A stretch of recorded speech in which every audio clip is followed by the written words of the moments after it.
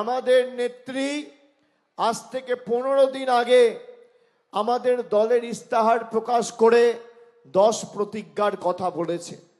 তার মধ্যে প্রথম প্রতিজ্ঞা, যত বাংলার মহিলা রয়েছেন যারা লক্ষ্মীর ভান্ডার পাচ্ছেন, বিজেপি ভয় দেখাচ্ছে যে লক্ষ্মীর ভান্ডার বন্ধ হয়ে যাবে। আবার কালকে অমিত শাহ এসে বলেছে তারা নাকি 3000 টাকা করে মহিলাদের দেবে।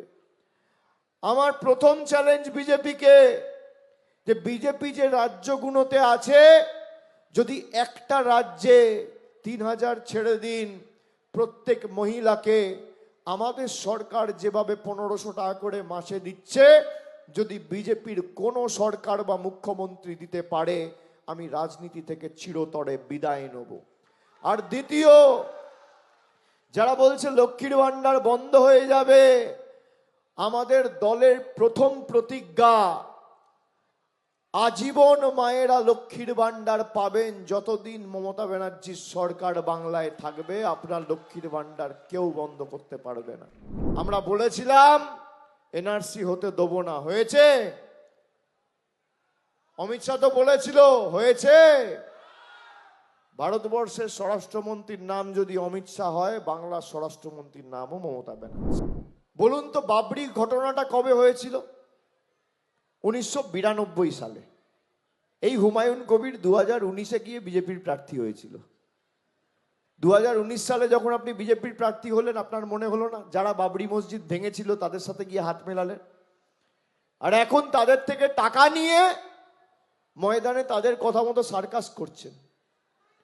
মানুষের কাছে সব দিনের আলোর মতো পরিষ্কার। বলছে আমি শুভেন্দু অধিকারীর সাথে ফেস টাইমে যোগাযোগে আছি, প্রধানমন্ত্রীর অফিসের সাথে যোগাযোগে আছি, আসামের মুখ্যমন্ত্রীর সাথে যোগাযোগে আছি, মধ্যপ্রদেশের মুখ্যমন্ত্রী মোহন যাদবের সাথে তার নাকি যোগাযোগ আছে। আমি বলছি না, হুমায়ুন বাবু নিজে বলছে। আপনি ভাবুন, যারা হঠাৎ করে মাঠে নেমেছে, ভোটের পর দেখতে পাবেন তো কংগ্রেসের পচা আলু, সিপিএম এর পচা পেঁয়াজ, আর মিম ডিম ঝুপ ঝুপের পচা উচ্ছে আর পচা বেগুন, সব মিলিয়ে জগা খিচুড়ি তরকারি তৈরি করার চেষ্টা করছে। সেই জগা খিচুড়ি খেলে পেট খারাপ হবে, ঠিক কি না? যত পচা লোক আছে দেখুন, ভালো লোক পাবেন না। Subscribe to One India and never miss an update. Download the One India app now.